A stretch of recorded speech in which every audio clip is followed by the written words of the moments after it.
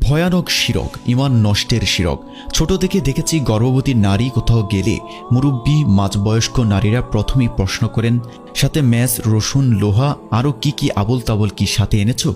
তারা উপদেশ দিয়ে বলতেন, শুনো, সব সময় এগুলো সাথে রাখবা, নাইলে বাচ্চার ক্ষতি হবে, জিন ভূতের আছর পড়বে।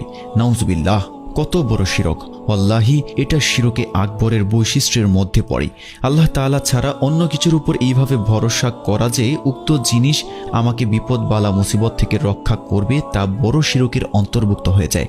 আর বড় শিরক হচ্ছে শিরকে আকবর। আর আল্লাহ সব গুনাহ মাফ করলেও শিরকের গুনাহ মাফ করবেন না যদি না সে খালিস তওবা করে। এই ধরনের কত শিরকের মধ্যে আমরা জড়িত আল্লাহই ভালো জানেন।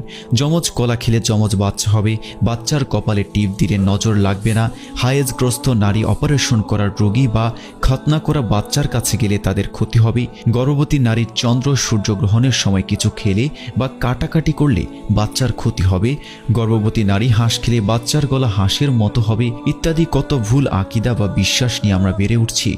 আমাদের কি হবে আসলে? আমরা কেন আল্লাহর উপর আমাদের বিশ্বাস স্থাপন করতে পারছি না? কত হাজার কুসংস্কার নিয়ে বয়ে বেড়াচ্ছি আমরা, তাও এসব আমাদের ধর্মের কোথাও নেই। আমরা ধার করেছি এসব। হিন্দুয়ানি সংস্কৃতি আমাদের ভেতর ঢুকে গেছে। আমরা মনে করি সন্ধ্যা বাতি না দিলে আমাদের অমঙ্গল হয়। শনি মঙ্গলবার বাসা থেকে বের হতে পারে না, দূরে কোথাও যেতে পারে না, ঘর থেকে বের হয়ে পেছন ফিরে তাকাতে পারে না। এমন কত শত কুসংস্কারের চাদরে আমরা নিজেদের আপাদমস্তক জড়িয়ে রেখেছি। কিন্তু এর শেষ কোথায়? এসব করে আমরা শিরকের মতো মহা গুনাহ করছি না তো? নিজেদের সবচেয়ে দামি সম্পদ ঈমানকে নষ্ট করছি না তো?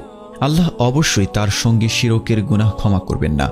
এছাড়া অন্যান্য যত গুনাহই হোক না কেন, তিনি যাকে ইচ্ছা ক্ষমা করে দেন। যে ব্যক্তি আল্লাহর সঙ্গে কাউকে শরিক করছে, সে তো এক বিরাট মিথ্যা রচনা করছে এবং কঠিন গুনাহের কাজ করছে। সূরা নিসা আয়াত 48। যদি নবী রাসূলগণ শিরক করতেন তবে অবশ্যই তাদের সমস্ত নেক আমল বরবাদ হয়ে যেত। সূরা আনআম আয়াত 88।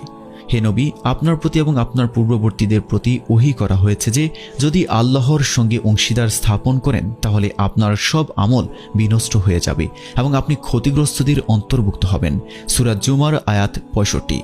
যে ব্যক্তি আল্লাহর সঙ্গে কাউকে অংশীদার করল, আল্লাহ তার উপর জান্নাত হারাম করে দিয়েছেন, তার পরিণতি হবে জাহান্নাম। এসব জালিমদের কেউই সাহায্যকারী নেই। সূরা মাইদা আয়াত 72। আর সকল আলেমগণের ঐক্যমতে শিরকে আকবরের কারণে উক্ত ব্যক্তি মুসলিম মিল্লাত থেকে বের হয়ে যায়। আল্লাহ আমাদের সবাইকে সঠিকটা বোঝার তৌফিক দান করুন। আমিন।